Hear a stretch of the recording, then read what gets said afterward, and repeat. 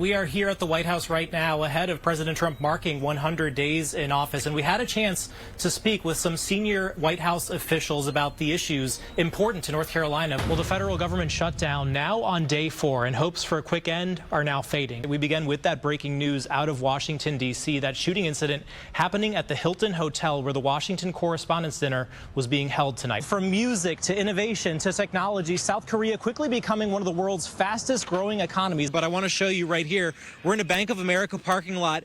This is the entrance to Biltmore Village. It is still a river. En este momento, los republicanos en el Congreso están considerando recortes masivos en el presupuesto. This map ended up with a 3-point win for Donald Trump. But when you take a look at the governor's race, you see more blue filling in. Yeah, that's right. And as you just heard there with Roy Cooper projected to be the Democratic nominee, that is what Republicans have been preparing for. And we just got some numbers on the Republican side. This morning on Eyewitness News, an 84-year-old woman surrenders after an hours-long standoff. The latest ceasefire talks between the U.S. and Iran appeared to fail today before they even began. What we do know right now is that 6 UNC students are having their visas terminated. One of the criticisms have been it didn't seem that there was any rhyme or reason as to why these specific students were targeted. It's finally starting to warm up, feeling a little bit more like spring. We love to see it. Yeah, and we go right back to winter. So. Oh, okay. You shut that down real quick. I'm always late to the party. Usually I've never seen any of the Best Picture nominees, and then whoever wins, I'll watch it then. Pretty exciting stuff there, and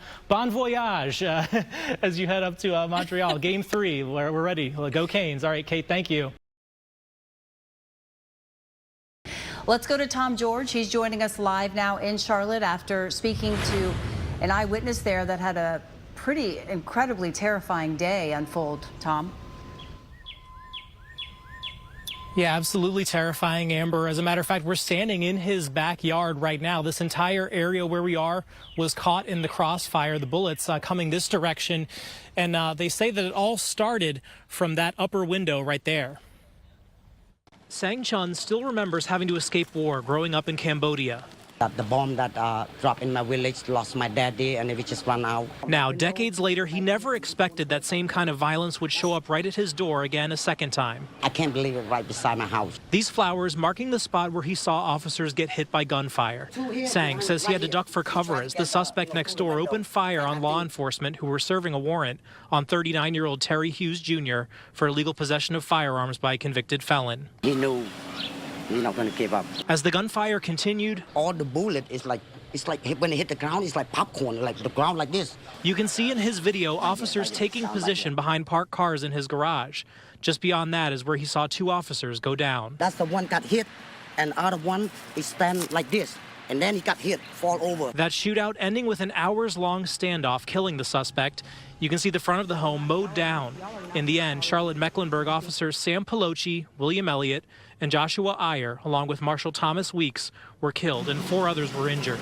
We're a resilient profession and a resilient city, and we will certainly get through this. But it will take time, and it will take support. Support that begins right here. Thank you to the officer that left your life. Here, all 4 of them. Thank you for your service.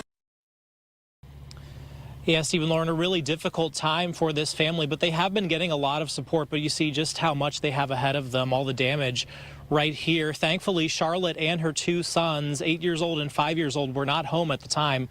But sadly, their 5 pets didn't make it.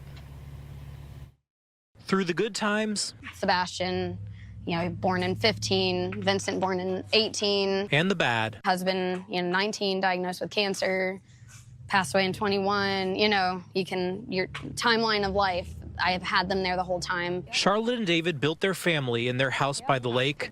A few years ago, David died from his cancer caused by burn pit exposure from his time in the Army. Then, yesterday, this. Watch as smoke begins to build as their dog Olaf paces the halls. Then, flames igniting in a matter of just minutes. Olaf and her 2 cats didn't make it.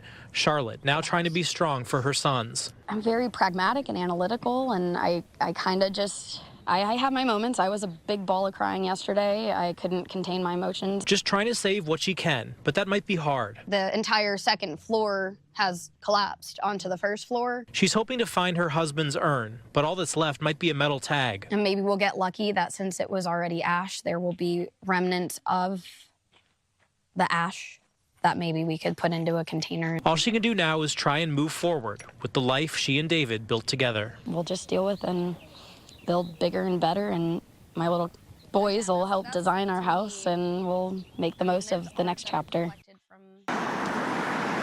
You know it when you hear it. I don't know, it's just a little bit of like a twang to have, I guess. It just kind of rolls off the tongue. But these days, the Welcome to Raleigh, y'all sign might be the only reminder you're in the South. Natives like Mariana Morin, who grew up in New Bern, are now becoming more of a rarity. I notice myself when I'm around people who aren't from here that my accent's not as strong, but then when I'm with people who grew up here, I get right down into that accent with them. Linguists have found with each generation that iconic drawl is fading. For students like Jack Dortch from Charlotte, I'd say a lot of the younger kids I know definitely don't really have much of a Southern accent at all, but I think it more so just kind of comes with what part of North Carolina you're from. or whether you're from North Carolina at all. Demographics show nearly half of North Carolina adults were born somewhere else. And non-natives are now a majority in 18 counties, including all 3 main counties of the Triangle.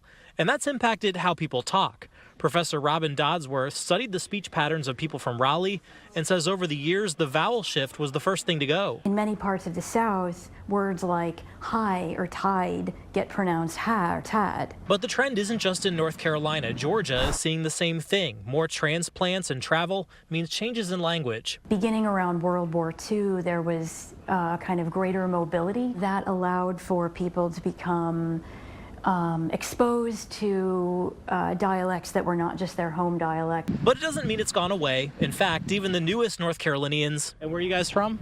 Connecticut, New York. Have picked up a few words here and there. We both say y'all so much. We do say y'all now, that is true. Yeah. And I never thought I would be saying y'all. And when y'all means all, maybe there's a little bit of Carolina in everyone. Just how nice I am to other people. I know a lot of people out here like, Southern hospitality. So, you kind of need to catch on to that.